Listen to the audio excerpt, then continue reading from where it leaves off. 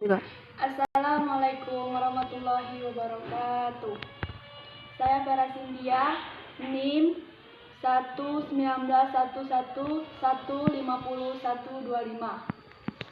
Di sini mata kuliah Akhlak Tasawuf, Prodi Hukum Tata Negara 2 HTND. Di sini saya akan menjelaskan tentang UTS Akhlak Tasawuf, jelaskan perbedaan antara definisi akhlak dan tasawuf. Kata akhlak berasal dari bahasa Arab khuluq yang jamaknya akhlak. Menurut bahasa, akhlak adalah perangai, tabiat, dan agama, di mana khuluq karena etika bagaikan karakter pada dirinya. Dengan demikian, khuluq adalah etika yang menjadi pilihan dan diusahakan seseorang. Adapun etika yang sudah menjadi tabiat bawaannya dinamakan akhlak. Dalam Kamus Besar Bahasa Indonesia, kata akhlak diartikan sebagai budi pekerti, watak, dan tabiat. Menurut Imam Al-Ghazali Admah, sifat yang tertanam dalam jiwa yang menimbulkan macam-macam perbuatan dengan gampang dan mudah tanpa memerlukan pikiran dan pertimbangan. Pengertian tasawuf. Secara bahasa, tasawuf diartikan sebagai sufisme. Bahasa Arab adalah ilmu mengetahui bagaimana menyucikan jiwa, menyernihkan akhlak, membangun zahir dan batin untuk memperoleh kebahagiaan yang abadi. Tasawuf secara istilah dikonotasikan dengan ahlul sufat, yang berarti sekelompok orang pada masa Rasulullah yang hidupnya diisi dengan banyak berdiam serabi masjid dan mereka mengabdi hidupnya untuk beribadah kepada Allah. Jadi dapat disimpulkan bahwa ilmu tasawuf adalah ilmu yang mempelajari usaha membersihkan diri, berjuang memerangi hawa nafsu, mencari jalan kesucian dan mahrifat menuju kebahagiaan, saling mengingatkan antara manusia serta berpegang teguh pada janji Allah Subhanahu wa taala, mengikuti syariat Rasulullah dalam berdekatan diri dengan mencapai keriduannya. Dan di sini ada landasan tasawuf Islam dalam hadis Nabi Muhammad SAW. Timbulnya tasawuf dalam Islam bersamaan dengan kelahiran agama Islam itu sendiri, yaitu semenjak diutusnya Muhammad SAW menjadi rasul untuk segenap umat manusia dan seluruh alam semesta. Fakta secara menunjukkan bahwa pribadi Muhammad sebelum diangkat menjadi rasul melakukan tahnut yang kalawat yang Gua Hira berulang kali. Jalan untuk membersihkan hati dan mensucikan jiwa dari noda-noda yang menghinggapi masyarakat di waktu itu. Di sini iyazalul azadu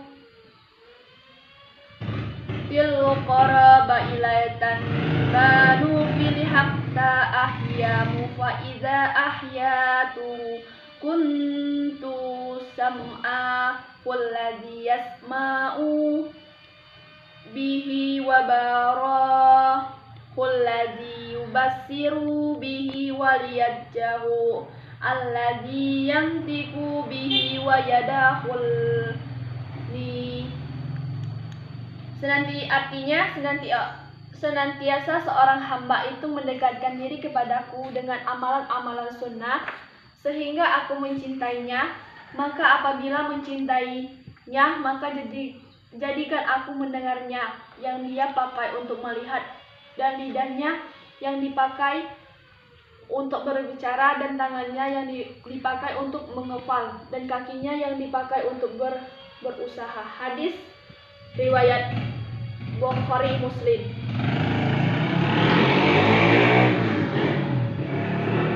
Hadis di atas memberikan petunjuk bahwa manusia dan Tuhan dapat bersatu.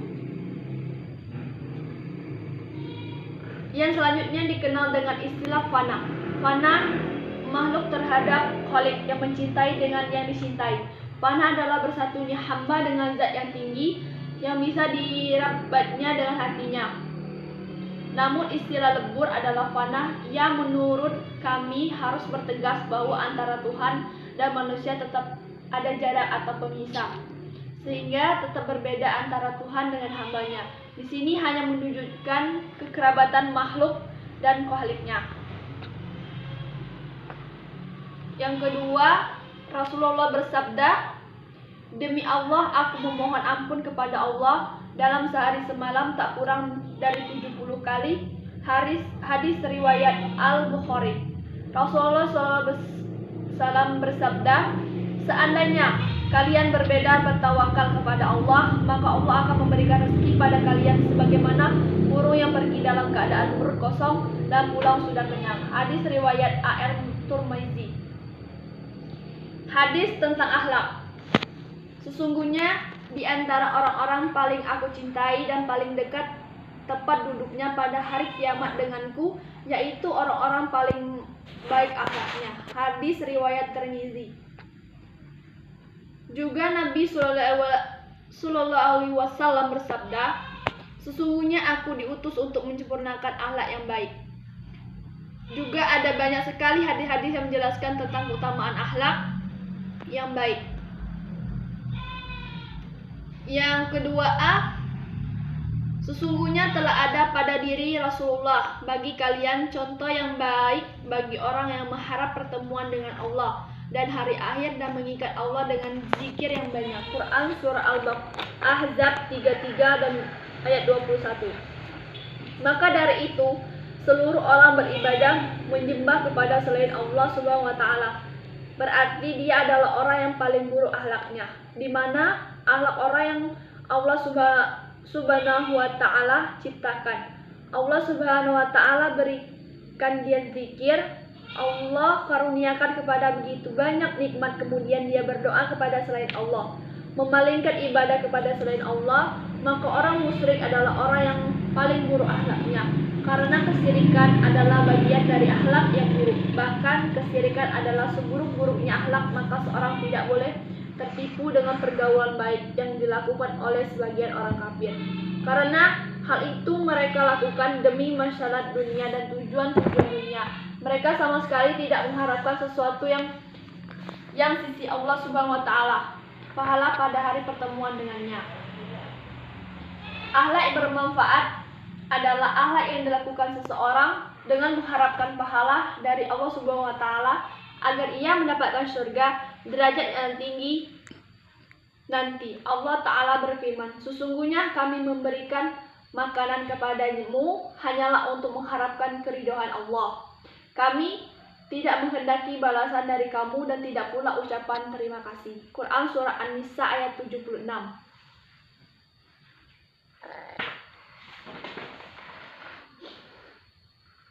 Macam-macam tasawuf. Tasawuf di sini ada tasawuf falsafi, yaitu tasawuf tauhid, antologi tasawuf dan ilmu tasawuf. Ini jenis tasawuf yang sifat teoritis. Tasawuf fokus pada kemampuan akliyah berpikir, termasuk kajian dan baca-baca kitab. Pekerjaan para murid mendengar tausiah bahkan diskusi. Yang dikasih adalah kesadaran kognitif atau otak. Diharapkan dengan banyak membaca dan mendengar, para murid memahami ruang lingkup tasawuf. 2. Tasawuf akhlaki. Tasawuf akhlaki ini sudah bernilai praktis, baik setiap ikut berbentuk dengan sebagian aturan dan kebijakan sehingga ia memiliki sifat jujur, adil, ikhlas, murah hati, rajin, patuh, selalu dalam keadaan bersuci, dan lain sebagainya. Yang ketiga A, apa perbedaan zuhud dan warah? Jelaskan dengan berdasarkan hadis dalam Al-Quran. Hadis Nabi berikan contoh masing-masing. Zuhud adalah meninggalkan segala sesuatu yang tidak memberikan manfaat di akhirat. Adapun warah adalah meninggalkan segala sesuatu yang engkau khawatirkan akan menyusahkan atau merugikan di akhirat. Mudarizz Zalikin, halaman 243. Dengan kata lain, berbeda antara zuhud dan wara adalah zuhud meninggalkan semua yang tidak bermanfaat bagi akhirat, wara adalah meninggalkan semua yang berbahaya bagi akhirat. Dari arti zuhud dan wara di atas ada dua hikmah yang dapat diambil. Zuhud tertinggi derajatnya adalah wara, sedangkan wara lebih utama untuk didahulukan. Arti zuhud dan wara di atas didasarkan kepada tujuan utama hidup manusia, yaitu negeri akhirat. Oleh karena itu, segala perkara dunia yang berbahaya atau tidak bermanfaat bagi akhirat sebagainya. Sedangkan tentang wara, Rasulullah bersabda, sesungguhnya yang halal itu jelas dan yang haram itu jelas. Di antara keduanya terdapat perkara-perkara yang subhat, samar-samar, yang tidak diketahui oleh orang banyak. Maka siapa yang takut terhadap subhat berarti dia telah menyelamatkan agama dan kehormatannya. Dan siapa yang terjerumus dalam perkara subhat maka akan terjumus dalam perkara diharamkan. Riwayat Al-Bukhari dan Muslim.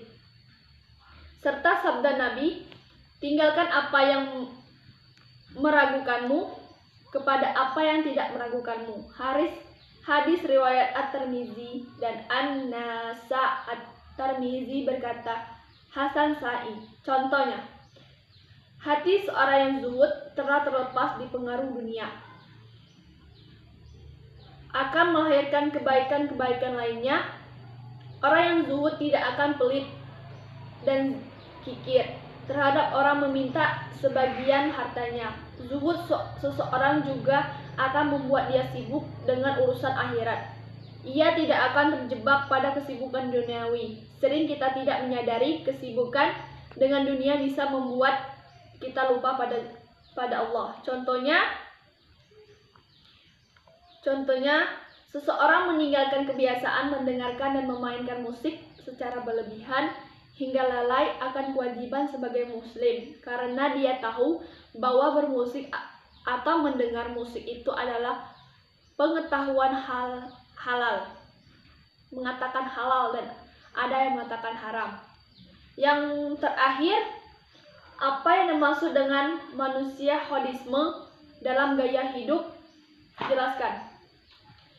Hedonisme adalah pandangan hidup yang menganggap bahwa orang akan menjadi bahagia dengan menjadi kebahagiaan sebanyak mungkin dan sedapat mungkin menghindari perasaan-perasaan yang menyakitkan.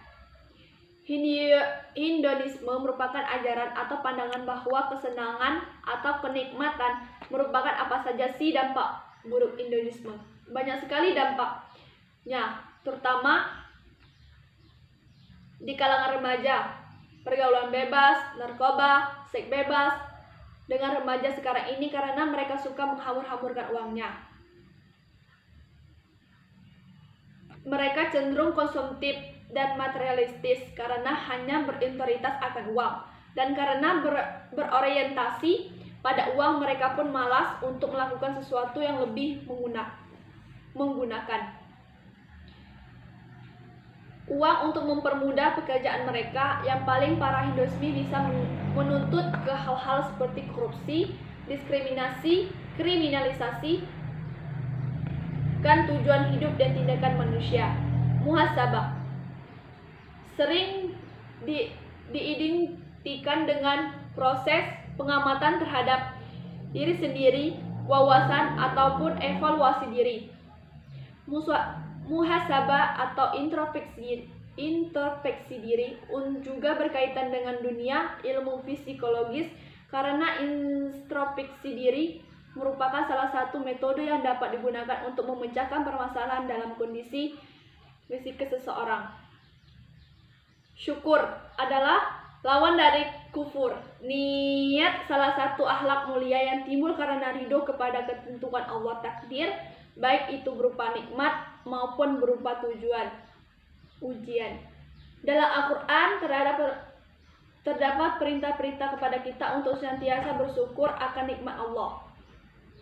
Dan ingatlah juga Ta'ala Tuhanmu maklumkan, sesungguhnya jika kamu bersyukur pasti kami akan menambah nikmat kepadamu. Dan jika kamu mengingkari nikmatku, maka sesungguhnya azabku yang sangat pedih. Sabar adalah suatu sikap menahan emosi, keinginan, serta bertahan dalam situasi sulit dengan tindakan mengeluh. Sabar merupakan kemampuan mengendalikan diri yang juga dipandang sebagai sikap yang mempunyai nilai tinggi dan mencerminkan kekokohan jiwa orang yang memilikinya.